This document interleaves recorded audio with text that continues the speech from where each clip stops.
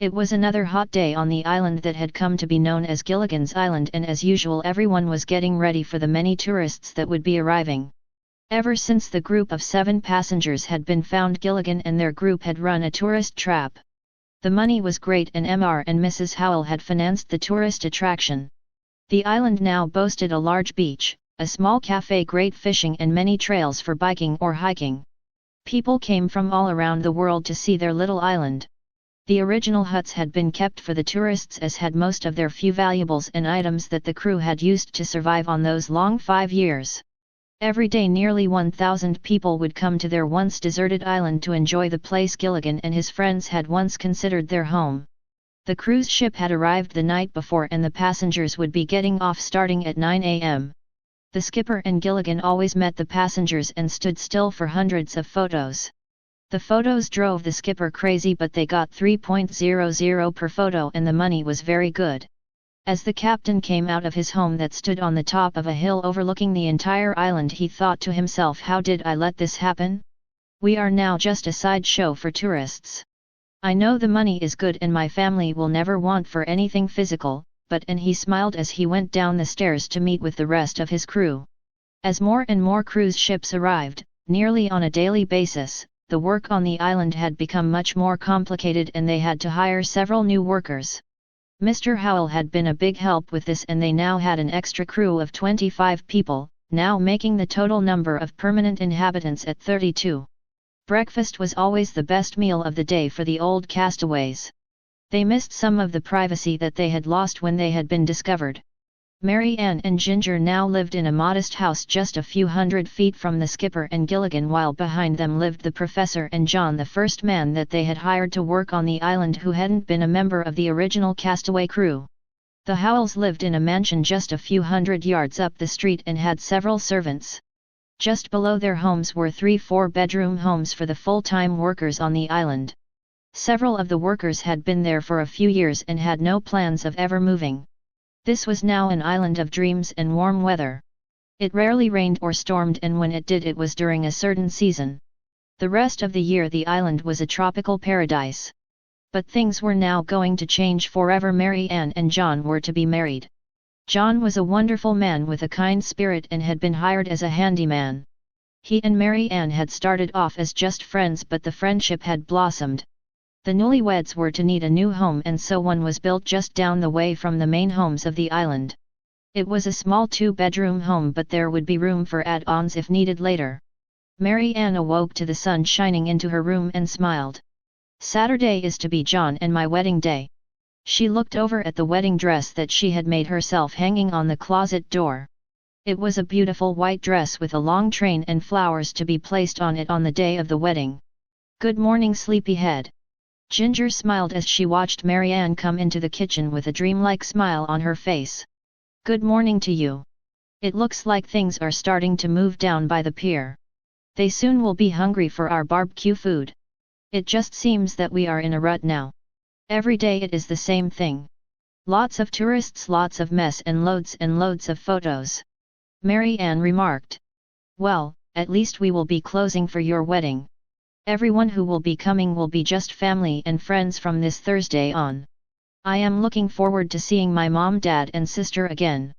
Your mom and dad and 2 brothers will be coming too. There will be so many of our friends coming, it will be great. Ginger remarked. That is true. We will have 4 days in heaven. No tourists, just friends, and the prettiest place on earth.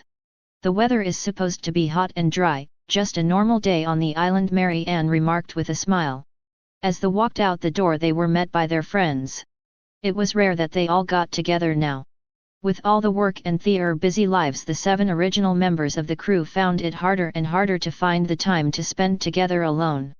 They all headed down to the beach in a happy mood. The cruise ship that had arrived that morning was from the United States and carried a passenger list of over 1,500. There would be plenty for them to do as they had paddle boats, water skiing, parasailing, for the sports enthusiasts. They had 2 large beaches and 1 good fishing spot. They had snorkeling and then the bike and hiking trails. There was a small gift shop for memories. And then the little village where the 7 castaways had lived so many years ago. As the captain and Gilligans stood on the pier getting ready for the photos, they checked their uniform and surely as one could imagine Gilligan's hat flew off his head and nearly landed in the water. If it hadn't been for a small child running after it, another hat would have bit the dust. Gilligan had lost so many of his hats that it was a joke among the workers. He needed a new hat at least once a week and the gift shop was always running out of them. Emil was their photographer and was all set up when the skipper and Gilligan had arrived on the pier. Every picture that was sold he received $10 and of that the captain and Gilligan got $3.00. This could make them as much as $10,000 a cruise alone. The business was quite lucrative. By the time that the last tourist had stood for their picture it was almost noontime. The captain always made a point of meeting more of the tourists while they were enjoying the outdoor barbecue that his island had become famous for. They featured a coconut drink that the professor had invented during their castaway years. Of course there were pineapples and a pig roast every day.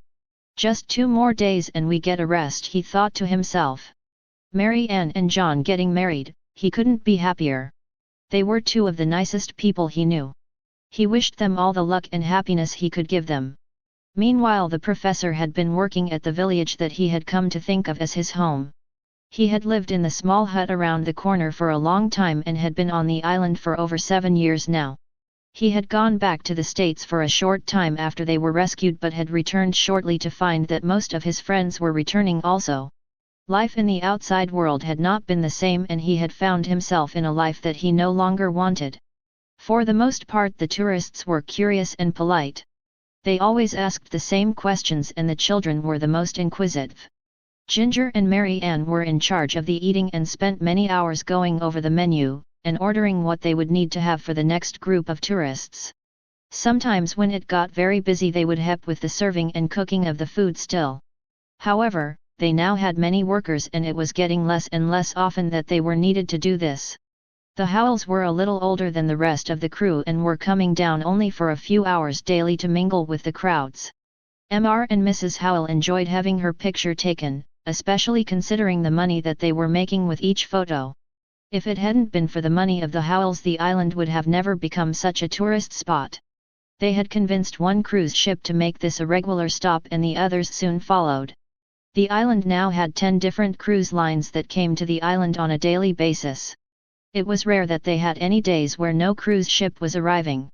The island had made the initial investment back many times over and all of the 7 original castaways found themselves very well off financially. Every morning Nail and Moll would take a cruise around the island in their small boat. It had the capability of carrying up to 35 people and the cruise would take about 2 hours. They would take 3 cruises every day and the cruises were nearly all sold out before the cruise ship even arrived. That evening as the cruise ship headed off to its next destination the 7 original castaways all waved them goodbye. This had become the custom and the passengers always waved wildly and the ship would let her horn blow. The crew looked down at the mess that this crew had left. Just by the fact that over 1,000 people had been on Theer Island there was always a mess to clean up. This had to be done right away as there would be another cruise ship at the island in the morning, and the same routine would happen again tomorrow. Mary Ann and John were sitting outside on their porch watching the water and waves and listening to the near silence that they craved for. It was a beautiful night and they were in love. The new home that they would be living in was finally finished and decorated. Mary Ann was a great sewer and had made all the curtains and linens herself. John looked down at his bride-to-be and beamed.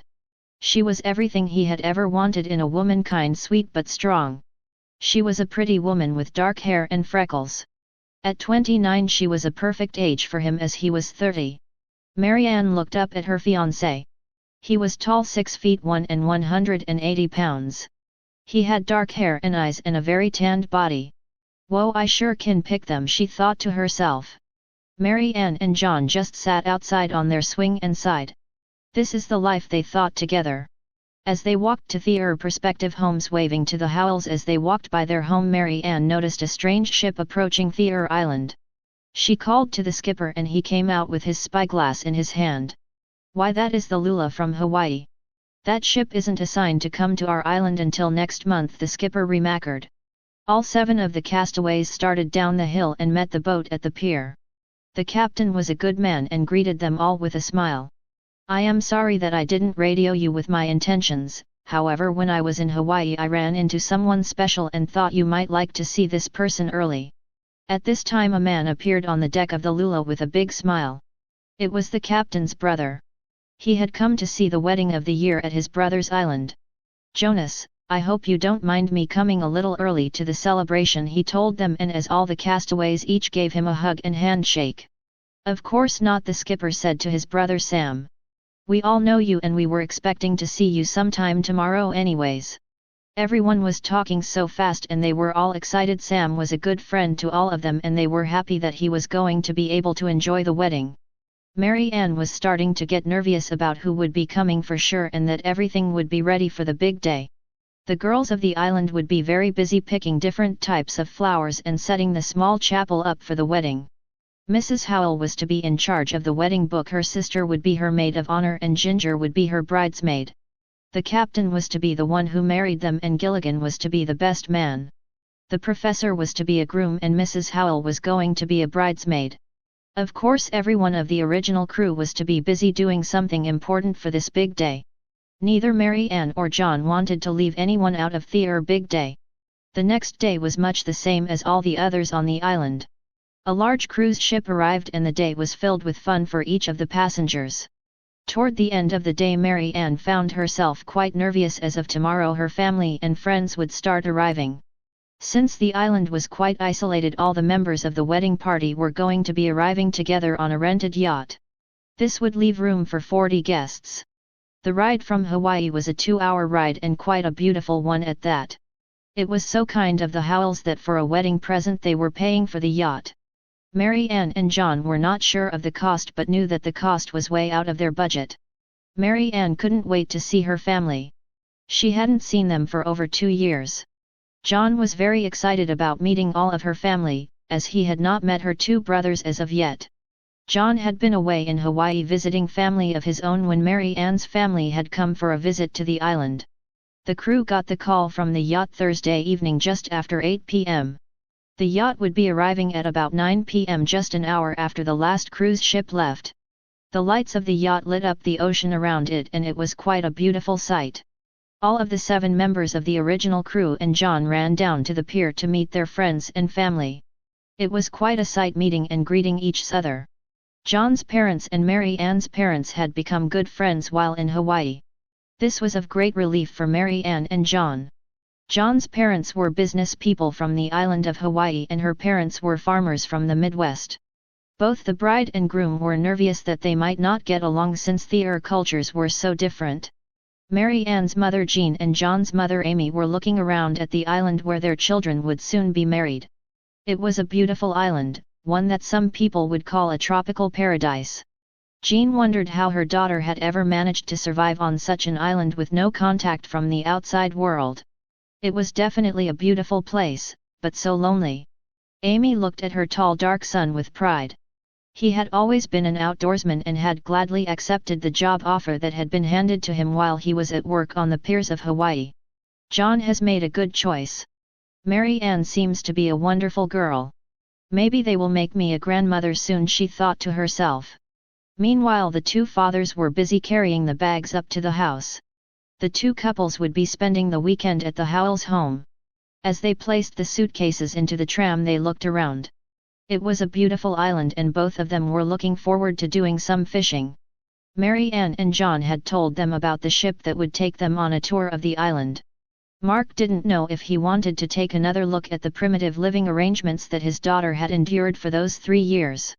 He had been to the village before and was horrified to see the type of living conditions his daughter had been forced to endure. John's father Jim was tired. He had been running for the last few days taking care of all the little things that needed to be done to get ready for the wedding. He was glad to see that they now had a tram to take them up to the Howells' home. As the group approached the home of the Howells they were impressed by it. The home was a large sprawling home with lovely terraces. As they approached the front door they were greeted by a butler named George and a maid named Carrie. The butler and maid took their bags and showed them to their rooms. Jim and Amy found themselves in a large room with a private bath, a king-sized bed with mosquito netting and a full view of the ocean. It was the loveliest room that either one of them had ever seen. Carrie showed them all of the amenities and told them that she would be glad to unpack their bags for them. Jean and Mark found themselves in a room much like Jim and Amy's, and to their pleasure they found that they were next to the library. Since Jean was a big reader and had a large interest in the literacy, this was a good choice. The following day was to be dedicated to spending the day together as a family. More guests would be coming in as the day went by, and there would be the wedding rehearsal tonight. The family enjoyed the day at the beach and tried everything that the island had to be offered. It might sound strange, but because the island was always full of tourists, it was rare that the 7 original inhabitants of the island would get a chance to spend the time actually enjoying the different tourista things. The rehearsal dinner was to be in the cafe, where there were usually a large group of tourists from the cruise ship. However, this night the cafe was decorated for the wedding party, and there would be a large roast beef for dinner. Beef was a rare commodity and was very expensive. But, for the wedding, it had been decided that this was appropriate for the wedding party, the night before the big day. As the day went on, more and more friends of Mary Ann and John's came to the island. Many of their friends had not been on the island before and were very impressed. The yacht was staying at the pier, and with a little switching around, John and Mary Ann were able to find sleeping quarters for everyone. A few of John's friends owned boats that were appropriate for a journey such as the journey that the Minnow had taken those many years back. As they approached the island and arrived at the pier, the island became lively with people again. All in all, over 75 people came to the island to enjoy the wedding, so that with the original 7 and the 25 workers from their own crew, there would now be over 100 guests. They had built a chapel some years ago in honor of different people who came to their home to enjoy the weather and scenery. It was not going to be large enough to hold the over 100 guests, so it had been decided that the wedding would be held outside. The reception would be held in the cafe. A long white rug had been placed in front of the altar so that Mary Ann could walk down the aisle. Her bridesmaids were dressed in long pink gowns with flowers on the sleeves. There would be many flowers at the wedding. Mary Ann had gone out of her way to try to get every single type of flower that the island had to offer. She wanted it to have a tropical theme. All of the bridesmaids' outfits had been made by hand by her also. She looked at each of the women and thought to herself, they look good. The entire island had been done over for the wedding. The wedding would take place under the light of a full moon that night, and the stars were shining brightly. The lights from the yacht lit up the water and gave the wedding a mystical look. The skipper was dressed in his best uniform and was all done up. He and Gilligan would be keeping a sharp eye on the wedding party. Gilligan had been busy the entire day helping with everyone and unfortunately getting more in the way than helping. This was the normal way for him to be. Gilligan was just too uncoordinated, and every time he tried to do something nice it turned on him. Amy had chosen a pale blue dress for the wedding. She was wearing low shoes as the walking could be long and heels were just not comfortable enough for her to wear the entire day. Jean had decided on a light green dress, and she too had decided to wear comfortable shoes. There would be hours after the wedding and the terrain just wasn't made for heels. Besides that, as the wife of a farmer, Jean was used to wearing sneakers. The island didn't have an organ, so unfortunately the wedding theme, so they had hired an orchestra to play the tune and also play at the reception. The music was a little different, but it would work. As the guests stood up to watch Mary Ann walk down the aisle, John watched her with a big smile on his face. She was gorgeous and he couldn't wait for them to start their lives together. Mary Ann was wearing a long veil that covered her face completely. She had kept the dress from John and he had not ever seen it. She was nice and sweet also. The wedding went off without a problem, and Mary Ann and John used the usual traditional promises. Mary Ann had even agreed to obey, something she thought about hard and long. As the skipper announced that Mary Ann Summer and John Cummings were now husband and wife, there was a loud cheer and their life together was to begin.